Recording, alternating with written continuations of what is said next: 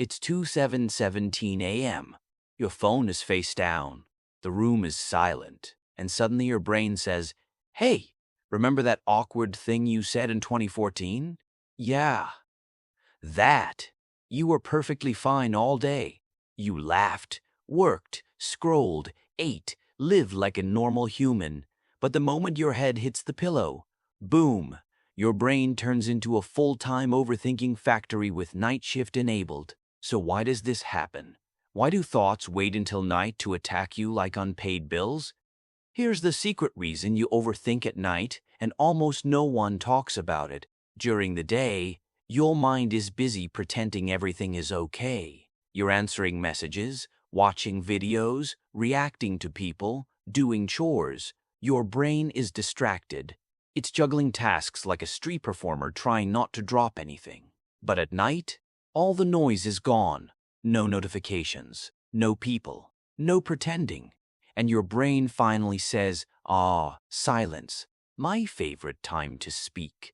You see, overthinking at night isn't your mind trying to ruin your sleep.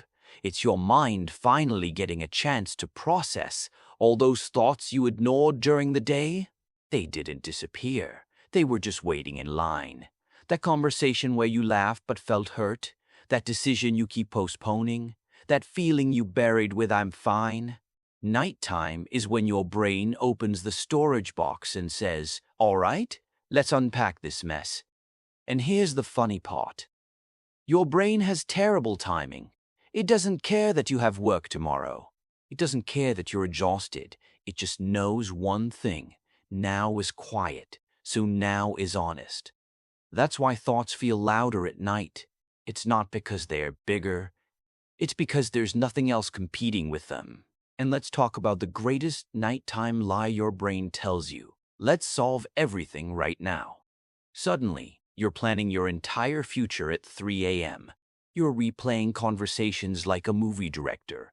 You're creating arguments that will never happen. You're fixing problems that don't even exist yet. Your brain really thinks it's being productive. Meanwhile, you're just staring at the ceiling like a confused potato. Here's a simple truth most people don't realize. Overthinking is often unexpressed emotion. Not weakness, not stupidity, emotion. Things you didn't say, feelings you didn't feel fully, boundaries you didn't set. At night, when you stop running, your emotions finally catch up and say, "Hey, you forgot about us." And the reason it feels heavier at night? Because you're tired. A tired mind has no filters, no energy to rationalize, no strength to say, "I'll deal with this later." So even small thoughts feel huge. A tiny worry turns into a life crisis. One memory becomes a full emotional breakdown. But here's the good news. Night overthinking isn't your enemy. It's a signal that something inside you wants attention, not panic, not solutions, just acknowledgement. Sometimes your brain doesn't need answers.